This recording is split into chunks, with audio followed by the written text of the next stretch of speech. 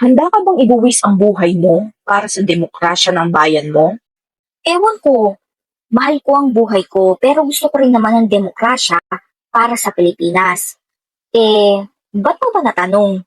May napanood kasi akong movie na sa tingin ko dapat panoorin ng bawat Pilipino na umaasa pa na mayroon pang magandang pagbabago para sa Pilipinas. Uy, parang gusto ko yan. Share mo naman. Sure! Tungkol ito kay Emmy, isang public teacher na naging Board of Election Inspector sa gitna ng tensyonadong halalan sa isang maliit na probinsya noong 2007. Ang dalawang kandidato sa pagka-mayor, si Edralyn na dating sexy star at si Hidalgo na isang kilalang corrupt incumbent mayor. Kung ikaw ang botante, sino sa kanilang dalawa ang iboboto mo? Yung artista na lang kahit na walang qualifications. Yung isa kasi nabigyan na ng chance na maglingkod, tapos sumablay naman. Tama, yan din ang katwiran at mindset ng mga karakter sa movie na to. Ba't nga ba nila ibabalik sa pwesto ang isang salbahing politiko? Habang binabantayan ni Emmy ang kahuli-hulihang ballot box, siya ay ikinadena dito bilang proteksyon daw ng ballot box. Pero habang sila'y papunta ng munisipyo, yung COMELEC representative na driver din ng sinasakyan nila ay sinuhulan si Emmy at yung kapwa niya teacher ng tig 30,000 pesos kapalit ng balota at ng katahimikan nila dahil yung COMELEC representative ay bayaran pala ng isa dun sa dalawang politikong tumatakbo. At yung politikong ito gustong dayain ang halalan para siya yung manalo. Dapat magsumbong sila sa pulis para makulong yung COMELEC representative na yan. Hindi pwede. Dahil gaya ng COMELEC representative, yung ibang mga pulis ay bayaran din ng politiko. Grabe naman yun. Pero anyari, tinanggap ba nila Emmy yung tig 30,000 pesos na suhol sa kanila? Hindi nila direktang tinanggihan ito ng dahil sa takot. Pero nang matunugan ng COMELEC representative ang tahimik na pagtanggi nila, binunot niya ang kanyang armas at itinutok ito kay Emmy.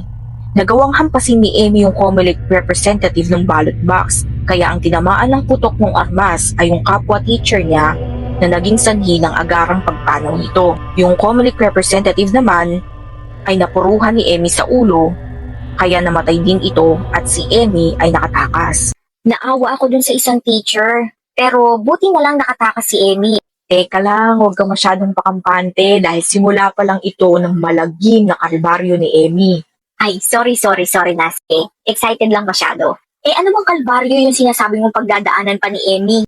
Si Emmy kasi ay napadpad sa gubat habang tumatakas. At dahil sa hindi siya mahanap ng mga armadong tauhan ng politiko, ang napagdiskitahan ay yung anak niyang si Enzo, ang kanyang pinsang si Melissa at ang anak nitong si Jimbo. Si Enzo ay sapilitang isinama ng mga pulis sa kulungan kahit walang malinaw na kaso. Si Melissa at sa Jimbo naman ay iniligpit ng kanang kamay ng politiko na nagngangalang Migs. Ang mas masaklap, narinig ni Emmy yung putok ng armas at yung mga huling sigaw ni Melissa at Jimbo sa cellphone. Dahil dito, napilitan siyang sabihin na kay Migs kung nasaan siya sa takot na si Enzo naman ang isunod ito. Nakaka-tense naman. Nagkita ba sila ng salbahing Migs? Oo, buti na lang naisahan at nalabanan niya. Ayun, nailigpit din niya, gamit lang ang ballpen na itinarak sa leeg nito. Parang di naman kapani-paniwala. Isang public teacher na inosente, tinalo yung dalawang armadong lalaki gamit lang yung ballot box, tsaka yung ballpen. Huwag ka masyadong reklamador, girl. Sabi ng director yon. Dahil kapag nawala si Emmy sa kalagitnaan ng movie, di tapos na yung movie. O siya, na-carried away lang. Sige, tuloy mo na yung kwento. Eto na nga, tama yung hinala ni Emmy na si Enzo na ang sunod na target. Nang malaman ng dalawang pulis na si Enzo ay may contact pala kay Emmy all throughout ng pagtatago nito, tinangka ng nakatatandang pulis na si Pastor na i-execute si Enzo on false charges. Tataniman sana niya ng bato o ipinagbabawal na gamot. Kunwari, nahulihan siya para meron silang legit na dahilan upang itumba ito. Samantala, yung nakababatang pulis naman na si Morales ay hindi pumayag. Sa isang putok ng kanyang armas, iniligpit niya si Pastor at iniligtas si Enzo. Eh di pa bayaran din si Morales, so bakit siya biglang bumaliktad? Bakla kasi siya. Ibig sabihin, type niya si Enzo? Hindi, na-appreciate niya kasi si Emmy. Si Emmy pala ay dati niyang teacher. Si Emmy lang yung nagmumukod tanging tumanggap sa kanya at hindi siya hinusgahan nang malaman na bakla siya. Bukod dito, tinago rin ni Emmy yung sikreto niya lalo pat pulis siya. So mas matindi yung judgment sa kanya ng mga kabaro niya at ng mga taong pinaglilingkuran niya. Ah, okay. Paiwanag mo kasi agad para hindi kung ano-ano na lang yung naiisip ko. Tuloy mo na yung kwento. Dahil pinaniniwalaan ni Emmy na ang corrupt mayor nilang si Hidalgo ang salarin sa lahat ng mga nangyari, siya ay nagtungo sa mansyon ni Edralyn, yung dating sexy actor na kandidato na rin sa pagka-mayor, para madala ng ligtas at untampered yung mga natitirang balota sa munisipyo. Pero ang matinding revelasyon, si Edralyn pala ang mastermind ng lahat ng nangyari.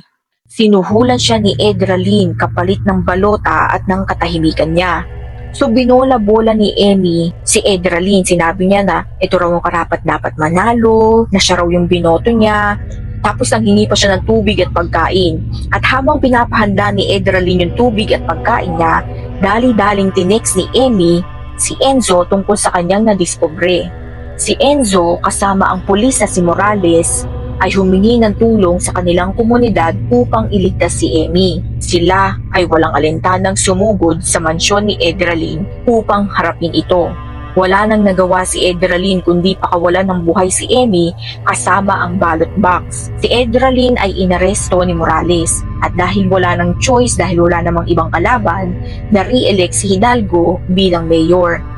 Years later, nung sumunod na eleksyon, si Hidalgo ay nasuspinde sa pagtakbo dahil sa korupsyon. Tapos si Edralyn naman ay nagawa pang kumandidato uli kahit nasa loob na siya ng kulungan. Tapos yung mga machines na mag-automate na sana ng bilangan, bigla na lang nasira. Kaya ayun, balik sa mano-manong bilangan. Napamura na lang si Emmy nang ma-realize niya na paulit-ulit na lang ang posibleng dayaan tuwing eleksyon. Ang galing din ng movie na to ha, raw and apologetic. Si Edralyn yung example ng napakaraming politiko dito sa Pilipinas. Bigla na lang nagkakasakit at nag-wheelchair pag aarestuhin na. O kaya naman tumatakbo pa rin kahit na nakakulong na. Unqualified in terms sa education and experience, tapos corrupt din pala. Nagustuhan ko rin dito yung pag-mention ng bread and circuses strategy na ginagamit ng mga politiko to make the public believe that they care. Bread and circuses? Ano yun? Isa itong political strategy na ginagamit pa ng mga rulers noong Roman times at inadapt ng mga current leaders natin ngayong modern times, kung saan nagbibigay sila ng basic necessities like food or ayuda, which is the bread, at entertainment na mapapanood mo sa TV, which are the circuses, to distract us from deeper political or social issues. Ang movie na to ay nagpapaalala na mas malakas at mas makapangyarihan ang masang nagkakaisa sa kahit sinong maimpluwensya o mayamang politiko. Yun nga lang, yung mga politikong ito, mapadapa mo man ng isa o dalawang beses, ay magbabalik at magbabalik pa rin upang maghasik muli ng lagim. Nika!